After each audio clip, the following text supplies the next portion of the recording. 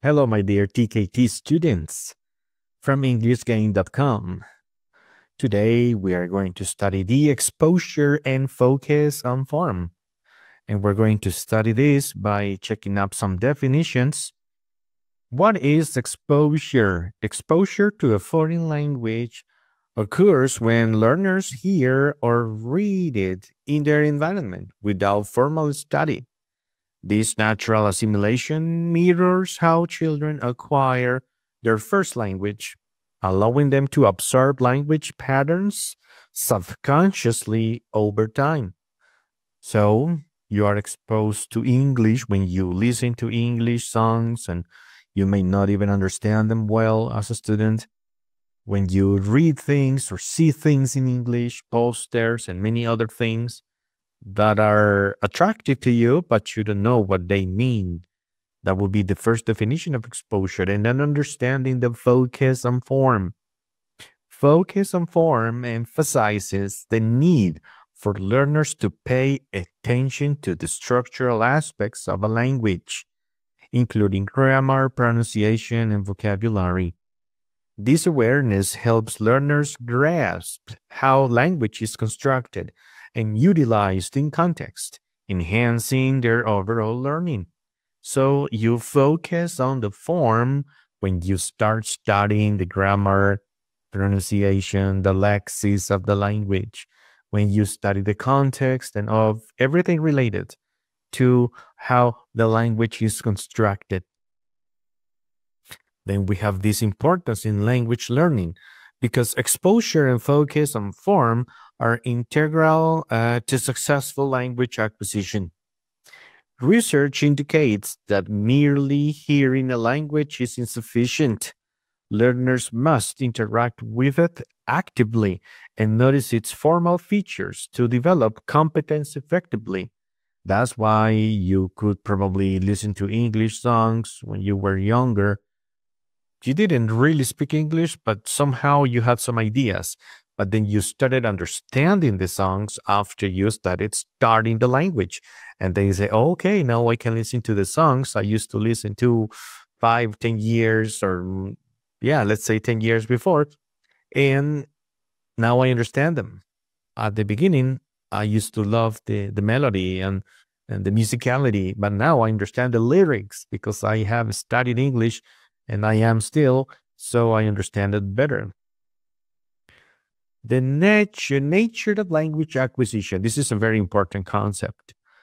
Language acquisition refers to the subconscious process through which individuals pick up a language, naturally, often without overt instruction. This mirrors how children learn their first language by being immersed in rich, engaging linguistic environments over time. So let's think about how a child learns a language. He doesn't know the meaning of many words, but he hears parents, caretakers, and everyone around them, so they can start picking up the meaning of the words. Maybe they don't know how to write scissors, especially with that spelling, but they hear, I don't know, their mom saying, "Bring me the scissors." And the child says, "What? The scissors." So she points at them, scissors, and students say, "Oh, so that's scissors." And somehow they start saying scissors without even knowing how to spell it out.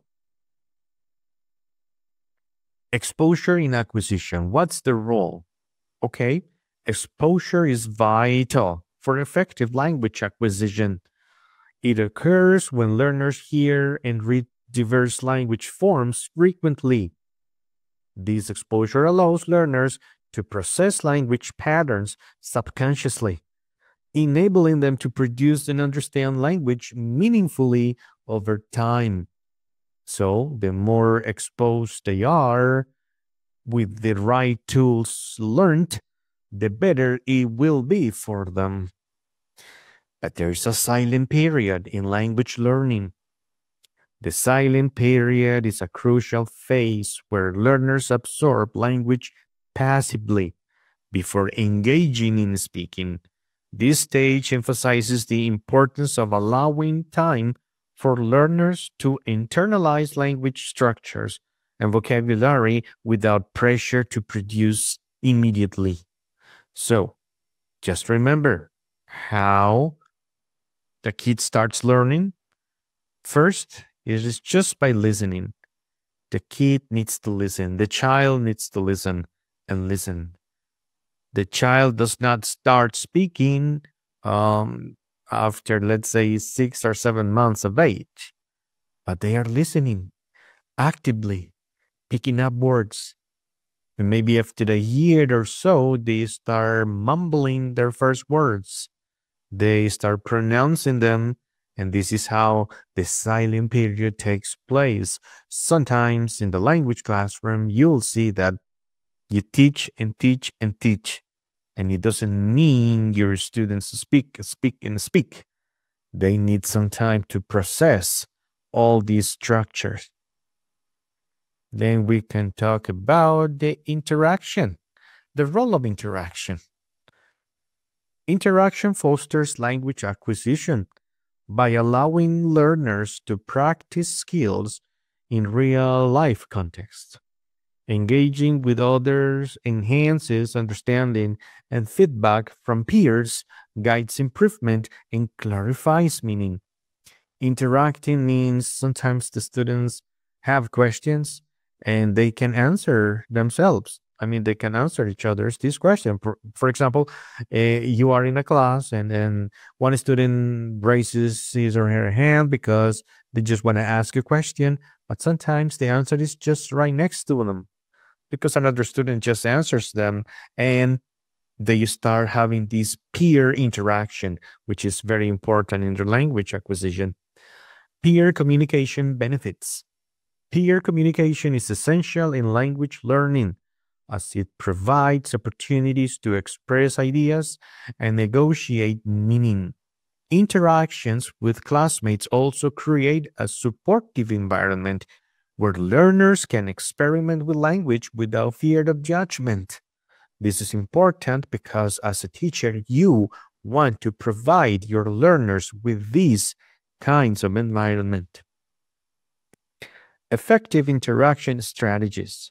Effective interaction strategies include structured pair work and group discussions that facilitate practicing language in context.